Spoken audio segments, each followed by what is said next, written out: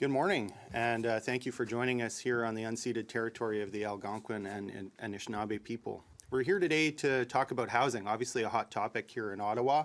Finally, after decades of New Democrats calling for a serious conversation about housing policy that we know we've needed since the Liberals cancelled the National Housing Strategy back in 1993, there seems to be an energy building on Parliament Hill to do something meaningful about housing. But it's an important moment, and because it's an important moment, we have to make sure that we get it right. And what we saw this week are two proposals by Liberals and Conservatives that share one important theme, which is that they are market-only proposals.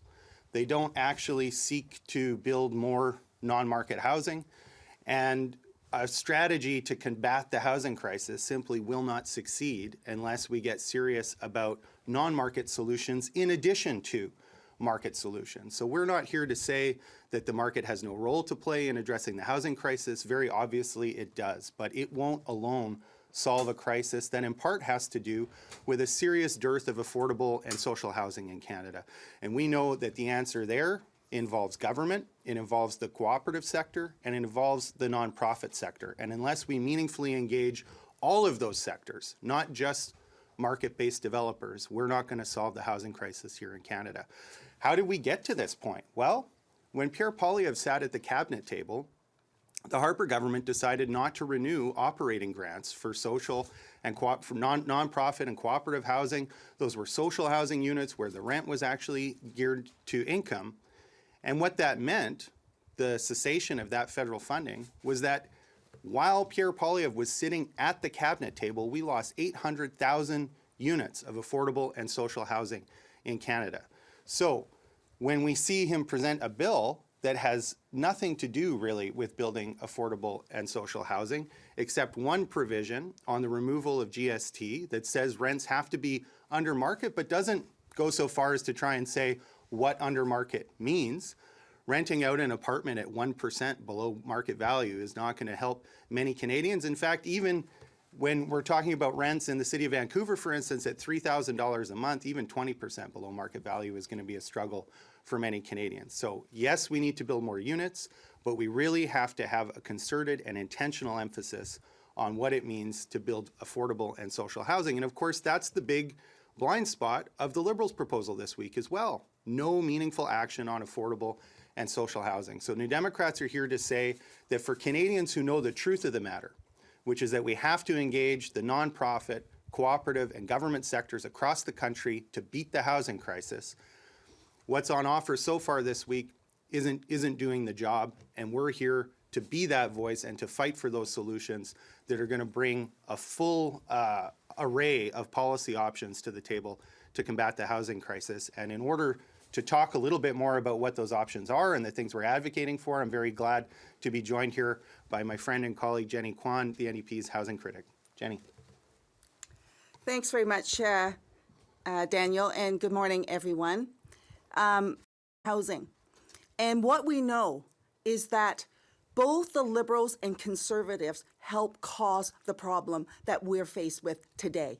What we know is that successive Liberal and Conservative governments cancelled the National Affordable Housing Program and funding towards it. In fact, the Conservatives cancelled the co-op program, and following that, the Liberals cancelled the National Affordable Housing Program. As a result, Canada is in a housing crisis. Canada, when you compare us to the rest of the G7 countries, we are amongst the lowest with social housing stock at 3.5%. The average for the G7 countries is at 7%. The Scotiabank actually issued a report earlier this year. And what did they say? They say in the very minimum, Canada needs to double its social housing stock. Other housing experts are calling for Canada to increase the housing stock by social housing stock by 20%. So when you look at the Liberals and Conservative solutions, you know that it is not going to address the crisis. Their market-driven solutions has caused the problem. Not saying that the Private market has nothing to do in helping resolve the issue. But what is clear is that we cannot rely on them to solve the problem. And hence, that is the problem with Poilievre and the Liberals' approach. Right now, they're heavily dependent on the private sector, and they think that helping wealthy investors is going to solve the problem. It is not. It is not going to solve the problem. So the NDP is here to say what we need, and we're calling on the Liberals to invest in social housing and co-op housing, like we mean to address the housing crisis. We need to do, in the very minimum, what the Scotiabank has called for, and that is an investment of making sure that Canada's housing stock is doubled, bringing it up to at least 1.3 million units. I would go further to say, if we truly want to address this issue, we need to bring it up to 20%. Poilievre wants people to believe that he's got the solutions to housing. The reality is this: Poilievre was a cabinet minister of part of the Conservative government that helped cause this problem. He was very much deeply involved in eroding the affordable housing sector, in canceling the housing supports and programs for the community. And hence today, we have this crisis. If you look at his bill, you have to ask this question: where is his focus? Is it on the people who are unhoused, people who are renters who can't find housing, families and seniors who are being rental evicted without a home? There is basically no mention of the people who need housing in his bill. And his solutions will definitely not address any of the affordability situations that people are faced with. That is the true Poilievre. Look at his record. Look at the Conservative record on where they stand. Having a makeover does not make you different. Putting on a different coat does not make you a different person. Deep inside, where they're at is not investing in the housing that Canadians need. In addition to social housing, the NDP is also calling for another component that's equally important in addressing the housing crisis. That is to make sure that we stop the loss of the affordable stock, the affordable market rental stock. What we know is that investors are coming in and they're buying up these lower cost rental apartments. And when they do, they rental evict people, and then they jack up the rent. I have talked to countless people, seniors, people with disability, families, who saw their rent jump exponentially. One person told me that their rent went from $750 a month to $2,500 a month for the same apartment. How could they possibly afford that? These are people on a fixed income, seniors on a low-income pension. As a result, they were displaced and they lost their home. This is what's happening on the ground. Both the Liberals and Conservatives will not enter into this conversation to hold the corporate landlords accountable and to say no more. We will not allow you to continue to displace people in our community and make them lose their homes. We will not allow for that to happen. So the NDP is saying we need to stop the profiteering of housing. We need to say that we need to hold the stock. So there needs to be a moratorium on this, with big corporate landlords coming in to sweep up the apartments. And then finally, we need to make sure that we support the nonprofit sector so that they can have the ability to go and buy up the units that come onto the market, to hold these units for the community in perpetuity. That's why our leader, Jagmeet Singh, has been saying over and over and over again to call on the government to initiate an acquisition fund to provide resources to the nonprofit sector so that we can hold the affordable housing stock. We need to build more social housing and co-op housing, and we need to stop the erosion and the loss of existing stock. That's what happened with Poilievre when we lost 800,000 units of affordable housing. This cannot be allowed to continue. We cannot trust Poilievre that he will fix the problem when he was at the table that saw Canadians lost almost 1 million units of affordable housing. Enough is enough. Now it's time for action, bold action, and to take action to say and put the people of our community at the center and to ensure that everyone can have access to a safe, secure home.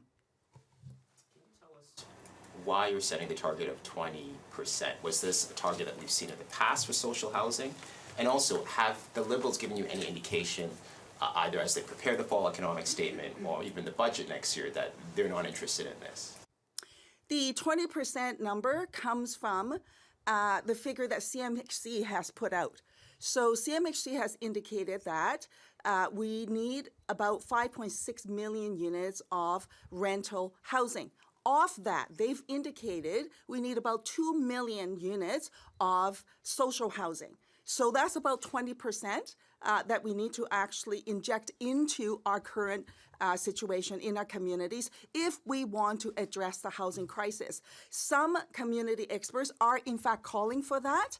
The Scotiabank is saying in the very minimum, we need to double the number of social housing, co-op housing that we have in our community. In the very minimum, we need to take that action. So that's where that number comes from. Right now, we have a housing crisis from coast to coast to coast to coast. It doesn't matter what community you're in, big or small. People are unhoused. Renters are losing their homes. Long-time tenants are getting rental evicted or demo evicted. Young families can't find a way to rent or to buy. This is not acceptable. Housing is meant to be to house people. It is not meant to be a stock market for people to just rake in higher and higher profits. And that's where it is turned to at the moment. And that has to stop. And have the Liberals given you an indication that the door is closed on social housing? I mean, like, the fall economic statement is on its way. I'm going to let our finance They've said that more announcements are on the way when it comes to housing. Well, of course, the Liberals have said a lot of things about about many issues. And if the Liberals did everything they said they were interested in doing, Canada would be a very different country. What we're here to say is that we're here to hold them to account for the things they've said they're interested in doing. We do think it's a mistake to just put this on the table and not simultaneously address the affordable and social housing issue, because we've seen too often that Liberals will do a splashy announcement. There's no closed door. They initially, I would say, they were closed to a public inquiry on foreign interference, and we opened that door.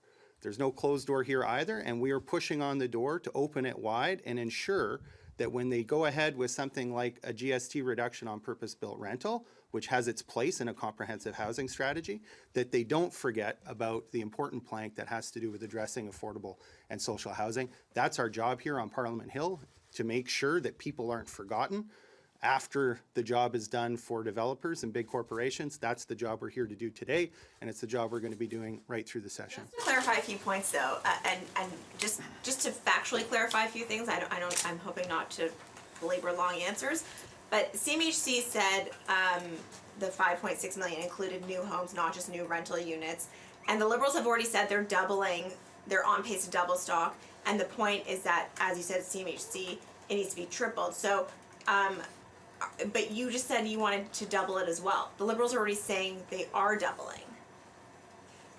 If you look at the National Housing Strategy, what the Liberals has put out is that they will build 1,600 units of social housing, co-op housing a year. Over 10 years, that's 160,000 units. It is nowhere near to where it is. And so right now across... CMHC numbers are about overall numbers. Yeah. So if you're basing it on CMHC numbers, then it's not just about social housing numbers. And the overall numbers are... So I need to clarify what you're actually calling for. So CMHC numbers is 5.6 million for housing units in general. And then off that, They are saying we need 2 million units of social housing, affordable housing. That's what we need to address the housing crisis. So building 5.6 million, yes, we can get more rental units into the market, but are those units going to be affordable? Even if, let's say, the government comes in with a program that says it will be below market. Imply that prices would come down at that point. That's CMHC's position. And that is the theory. And what have we seen over time? We have seen the government walk away from social housing and co-op housing. Liberals and Conservatives walked away from building social housing and co-op housing. And then we relied on the private market to provide housing. And where are we at right now in this crisis that we're in? That's where it is right now today.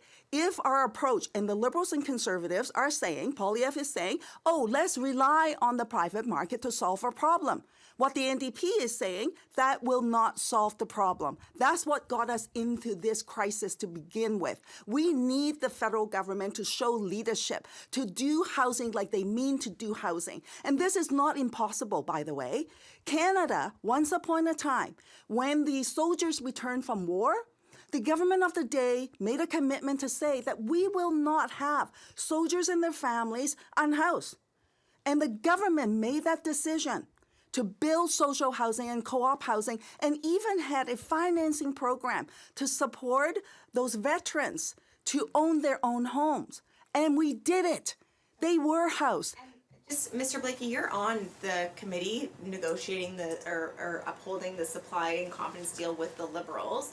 Why did your party agree to the current slate of housing policies if you're saying it's not close enough? You have housing measures in your deal. Now you're saying they're not enough, but you agreed to it a year ago. There are many things that an NDP government would do that aren't in the CASA. And so, yes, we're going to unapologetically continue to push for more action on social and affordable housing than is represented in the Confidence and Supply Agreement. There's no question about it.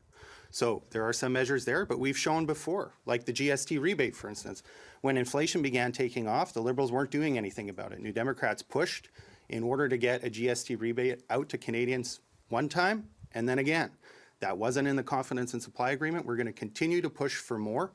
That agreement is just a baseline in terms of what we can get out of this government. For the GST rebate, do you want to see any conditions in that rebate that the Liberals unroll sort of momentarily that ensure that that tax cut savings is passed on to renters and not eaten up by developers? Well, what we want to see is a strategy that includes meaningful action on social and affordable housing. So that can look like conditions on the GST. It could also look like a nonprofit acquisition fund to ensure that when affordable units become available on the market, that nonprofit entities, whether it's a nonprofit or a co-op, are able to come in and take those units over and prevent them from being lost as affordable. There are a number of different ways that we can enhance Canada's social and affordable housing stock. Conditions on a GST are just one way of doing that. We're open to those conversations. What we're here to say today is that a strategy that just relies on market forces alone without engaging those other pillars of a successful housing strategy is going to fail. And we're here to stand up for those sectors and to say that they have to be meaningfully included. It seems like, this approach that you're taking, and I mean, your leader said the same thing, that, we don't have to walk away from this deal. We can put the pressure on the government and they'll eventually come to our side. But the same thing, the Conservatives and Liberals are saying is, there's this level of urgency. So, is this not the time to throw your weight around and start making demands? I mean, this bill is going to be kind of rolled out in more detail today. Is this not the time to put that, draw that line in the sand and say, if we don't get these measures in that bill, we're not going to support it? Well, I would put to you that I think there are more ways to exert influence than throwing a tantrum. We've shown that. We showed that on the public inquiry, that calm, steady pressure can get results. And so that's what we're here to be, a calm, steady voice that puts people and Canadians at the center of public policy. That's certainly required when it comes to housing, because what we saw this week is that Liberals and Conservatives both are committed to a market-only solution, and we know that's not going to work. So we need to get whoever is willing to work with us at the table to say, what are the components of this strategy that are going to put the emphasis on affordable and social housing in a way that isn't just lip service, that isn't just say, oh yeah, well, we did that thing and there were some conditions, and I guess nothing got built because the market didn't will it. No, what we need is a strategy that says, notwithstanding what the market is going to do, we need to ensure that government or nonprofits or cooperatives, and preferably all three, are simultaneously building social and affordable units, even while the market, we hope, will start to generate more rental units, because we've seen with developers often, it's more profitable to build condominiums, and there's less risk in building condos than there is building rental apartments. And so that's part of what removing the GST on purpose-built rental is meant to do, is to incent developers to build more market rental. But that's not alone going to fix the housing crisis. So we need to engage those other sectors in a real strategy. Like, otherwise you don't have a strategy, you got a one-off. What the Liberals have proposed this week is a one-off. What we want is a strategy. So we're here to continue to push for that. And we know it's going to take public pressure, because it so often does with the Liberals, to get them to do the right thing. That was true of the public inquiry. It was true of the GST rebate. It was true of many of the things that we got this government to do for people during the pandemic. So public pressure is an important part of getting this government to act, and we're here to provide that spark of public pressure in order to get them to ensure that we have a real strategy that includes affordable and social housing. About the pace of it, though, both parties are kind of putting out measures saying that the pace of new home construction is simply too slow. There's municipal barriers there with the permitting and the policies they're putting in place. Is there anything that you want to see done to speed up the pace of construction, or do you not think that's a major issue? No, we do think that it's a major issue, but the question is, how do you do it, and how do you do it in the right way? And let's be clear, we've lost 30 years. We lost 30 years when the Liberals canceled the National Housing Strategy in 1993. We lost more time when the Harper Conservatives, in the same spirit, canceled the operating grants. That's why we've been losing 15 units of affordable housing for every one that we build for years now. Well, we can't hope to increase our affordable and social housing stock if we're losing 15 for every one that we build. So yes, we have to build as a matter of urgency. We also need to do the kinds of things Jenny was talking about in order to arrest the loss of existing affordable housing. Or we're in a battle we can't win unless we find a way to do that. And that's why what's been proposed by both the other parties this week is inadequate, because they don't engage the nonprofit, cooperative, and government sector at all to build affordable and social housing. I'll give you an example. Pierre Poilievre says that he wants to release federal lands in order to build a bunch of housing. That is a great idea. It's one New Democrats have been advocating for a long time, but his bill is silent on any conditions on developers who gain federal land, on whether they would have to build affordable or social housing, the kind of communities that they would have to develop. It says nothing about any of that. So when you look at his buddy, Doug Ford, in Ontario, and what he just did with Ontario Public Land under the pretense of doing something about the housing crisis, I think it's legitimate for Canadians to worry what a Pierre Poilievre Conservative government would do when he talks about having a fire sale on public land in the name of housing. We saw in Ontario, it wasn't really about building housing, it was about padding the pockets. It was about padding the pockets of developers, and that's why the government has had to begin backtracking. On land and one is privately owned land, right? They're dramatically different. It's about releasing land under government protection under the excuse of housing. And so while yes, there's a difference in the ownership structure, there isn't a difference from the point of view of a government who says we're going to do something with restricted land, regardless of the type of restriction, in order to provide land for housing. The question is that government going to ensure that that is being built for the kinds of housing that we need? We already saw one Conservative government not do that, and in fact get itself in hot water because it was working very closely with some developer buddies. And the question is Pierre Poilievre going to be any different? I don't think so, and I don't think his bill does anything to allay concerns that Canadians might have about that. The Liberals' bill coming today, which I believe has already been tabled in the House, it also addresses the Competition Act, and your leader earlier this week also tabled a bill to amend the Competition Act. Under your no surprises agreement of the supply and confidence deal, are you expecting that the government bill is materially close enough to the NDP bill for you to support it? Well, we'll certainly be taking a close look at those provisions now that the bill has been tabled. And once we have a better sense of what exactly is in those provisions, we'll be happy to say more. Advance, right? Can we get your reaction to India suspending visa services in Canada? How is this going to affect your constituents? Are you calling on the government to maybe retaliate in some way? How should the Canadian government respond to this? Well, look at the situation with the fact that a Canadian on Canadian soil has been murdered. And what we know with the Prime Minister's ministerial statement in the House this week seem to indicate that the Indian government is involved. And what we need to do, above all else, is to make sure that we investigate the matter and bring the truth forward. Canadian needs to know that they are being protected. Canadian needs to know that the Canadian government will take action. And so with respect to other aspects, those are the issues that we can certainly take a look at. But at the forefront that we have to focus in on is the reality of a Canadian having been murdered on Canadian soil. And on this issue around foreign interference, it is real. It is happening. And we have to deal with it head on, whether it's India, whether it's China, or any other country. Like for like, because there are a lot of people in India that want to come to Canada as well. There are people who want to come to Canada, and the people in India will, of course, need to bring that forward to their government. But, it is a question that we need to engage with trying to get at the truth at the forefront, but rather than looking to see how we can retaliate. I don't think this is a question of retaliation, but rather is a question of protection for Canada's sovereignty and the safety of Canada. I want to just close this with this one last comment. On the housing question, Pierre Poilievre wants Canadians to believe that he's a different person than history has indicated who he is. That when he was a cabinet minister in the Conservative administration, that they lost 800,000 units of affordable housing, that they entirely relied on the market to address the housing needs. And where did that get us today? To the housing crisis that we're faced with today.